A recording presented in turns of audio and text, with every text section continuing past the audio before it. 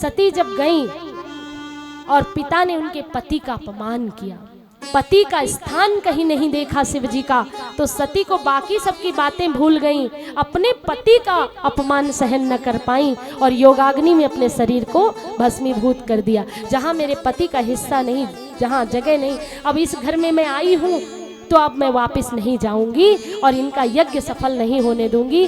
जो मेरे शिव के बिना, जो कल्याण के देवता हैं, शिव के बिना, भोलेनाथ के बिना कोई अनुष्ठान संपन्न नहीं होता है। शिव द्रोही ममदास कहावा, जो शिव का द्रोही होगा उसका कभी कल्याण नहीं होगा। तो योग अग्नि में जल करके सती ने देह का त्याग किया।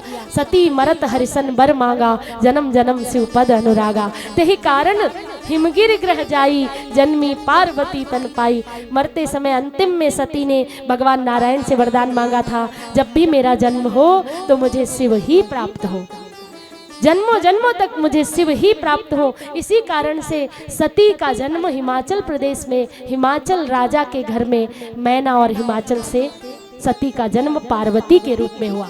पर्वतराज हिमालय की, हिमाचल की पुत्री हैं, इसलिए इनका नाम पार्वती, शैल पुत्री, शैलजा, शैल कुमारी इनका नाम। 5 वर्ष की जब हुई पार्वती तो क्या हुआ, इधर की कथा क्या है, मैं करने वाले अहंकार से भरे हुए दक्ष को यज्ञ नष्ट हो गया।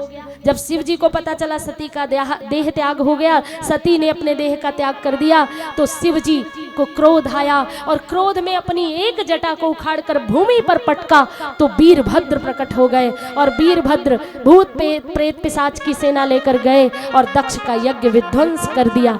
पूसा की दाढ़ी उखाड़ दी, भृगु के दांत तोड़े, भृगु की दाढ़ी उखाड़ी, पूसा को भी वहां से भगाया। देवताओं उल्टे पैर देवता अपने अपने रथ लेकर के भागे, यज्ञ विध्वंस हो गया। और ये मैं करने वाला जो दक्ष था, अहंकार चूर चूर हो गया। भगवान शिव जब आए, सती के देह को उठाकर कंधे पर रखा, जाने ही वाले थे, शरणागत हो गया। कहने लगा मेरा यज्ञ किसी तरह पूर्ण करो हे भोलेनाथ।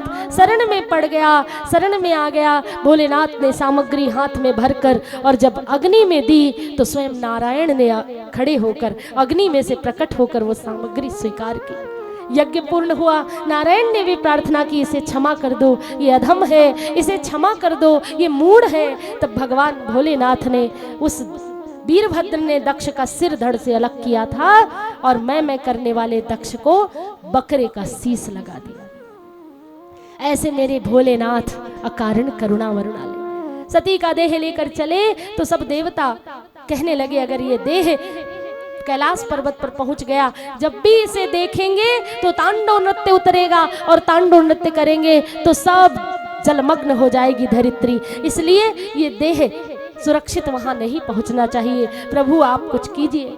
नारायण ने चक्र को आदेश दिया, शिव जी के हृदय से विरह दूर हो, इसलिए सती के एक एक अंगों को काट कर एक एक स्थान पर गिराया और जहां सती का अंग गिरा, जहां सती का अंग स्थापित हुआ, वहीं एक शक्तिपीठ बन गया। भारत की भूमि पर 52 शक्तिपीठों की कल्पना है, जिसमें से 51 शक्तिपीठ प्राप्त कर लिए गए। भारत की भूमि पर नेत्र गिरे तो नैना देवी बन गई, जिह्वा गिरी तो ज्वाला देवी बन गई, कहीं चिंतपूर्णी तो कहीं दंत कुमारी बन गई। ऐसे 52 शक्तिपीठ बन गए, जहां कोई भी आज भी जाता है तो स्वयं माँ भगवती के साक्षात दर्शन पाता है।